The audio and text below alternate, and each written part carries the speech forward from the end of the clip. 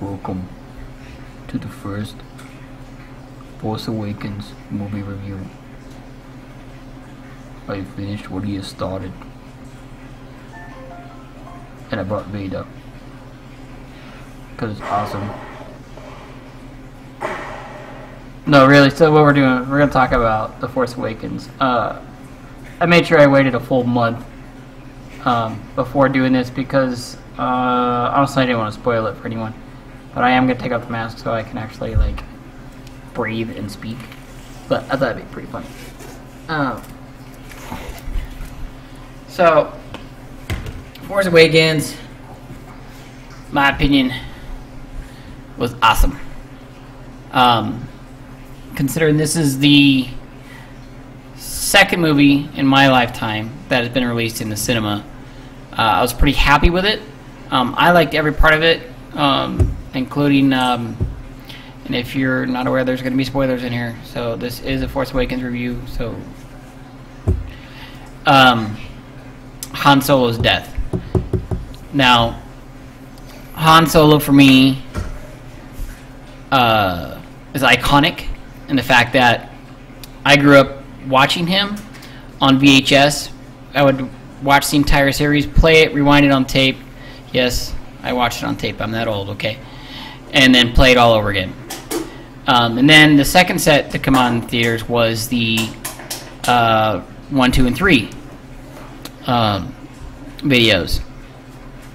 I did like those, even though Jar Jar Binks, was labeled the most annoying character ever on those. I liked everything about the plot. I liked the difference in the Force abilities, as Kylo Ren's, freezing laser projectiles mid-air, paralyzation, a bit of mind reading, which I thought was pretty cool. Obviously, I'm not surprised that it was a member of the Solo or Skywalker family that was, becomes the next Jedi. So for Morgan, this is the first film of her generation. Star Wars, like brand new in a theater. What did you think? Did you like it? Honestly, it was a whole lot different, in my opinion, than all the other movies, or episodes, whichever you prefer to call them, for one or two reasons. One, because it's of my generation, and it's the first time seeing it in, I guess you could say, a clearer picture, considering the way that our technology works.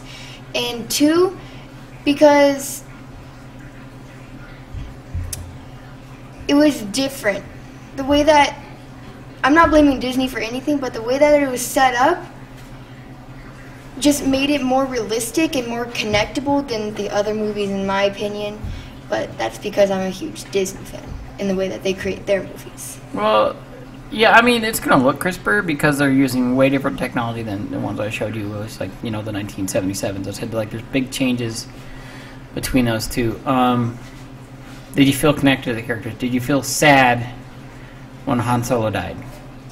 Yeah, I know that you have been around him, like, basically your whole life, as, like, he's just been with you, I guess. But with me, it was a whole lot different because I've been following him since I was born too. So it's probably the same emotion. Like, I got this close to crying, but too many people around. Yeah, I almost cried. I didn't, but I kind of saw it coming a little bit, but I thought it would be different. Didn't think it would be so subtle, just so, okay, well, now he's dead. I expected more, but I feel like he deserved to die a better death, not just... Well, I mean, he died trying to save his son, so I guess that's a good way to go. Yeah. But, so I've read a lot of stuff on the internet, of course, Facebook, other sources. A lot of people were saying, Kylo Ren's emo, crybaby. Kind of a bit of a crybaby, a little bit, but I didn't find it to the point of annoyance. Did you think he was annoying? No, I thought it made him like his own person. I feel like he was different from the way that Darth Vader used the dark side and the Force together. Like he had a different perspective of the way that it should be used, and his tantrums or his little emo fits, as people are saying, what made him different from all the other people in the dark side, especially the ones that have the capability of using the Force and use this Force. I can't say Force. Well, I mean, yeah, Vader had his own way. Vader just basically killed people, but Anakin's struggle into the dark side was, he was very broken, and he wanted to be good, but it didn't turn that way. He thought that power was different and would save Padme, which of course it doesn't. I don't know what Kylo's main objective is yet, like whether it's just to eliminate Luke Skywalker or not.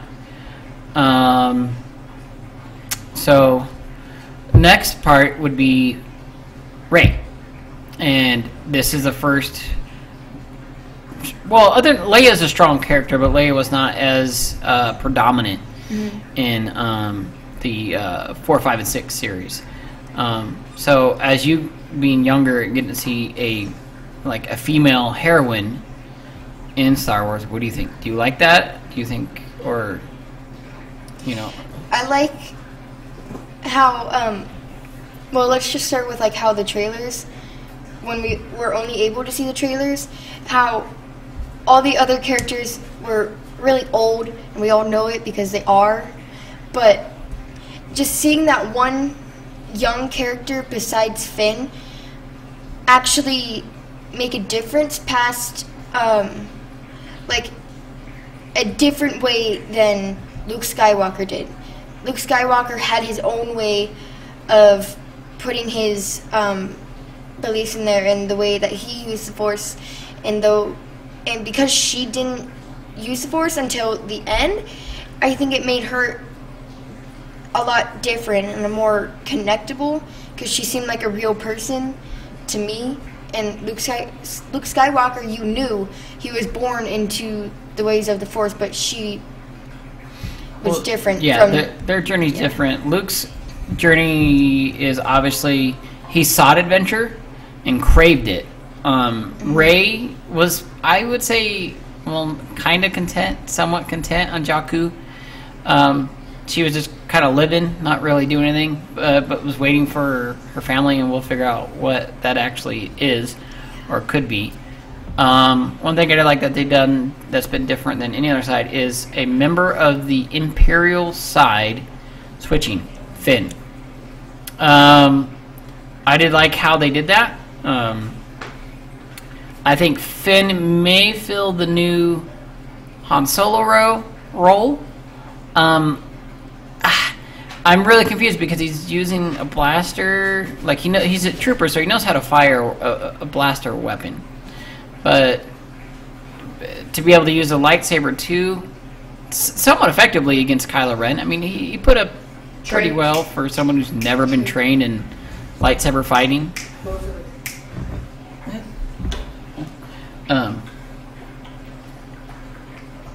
But I thought Finn's character, I like him. He's funny, a little bit of comic relief, as Han Solo was for 4, 5, and 6. So I'm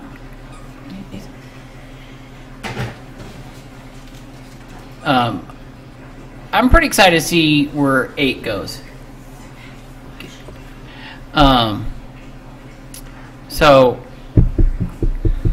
special effects. The one thing I thought they did better and different than 1, 2, and 3 is it was not crammed full of CGI.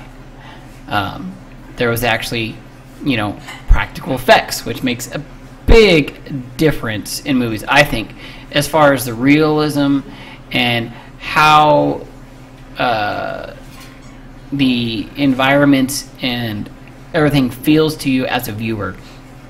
I thought it was well done. I really like the use of practical effects. I hope they keep doing that because it just felt more real than like 1, 2, and 3, where everything was computer imagery except for like the cast, like pretty much.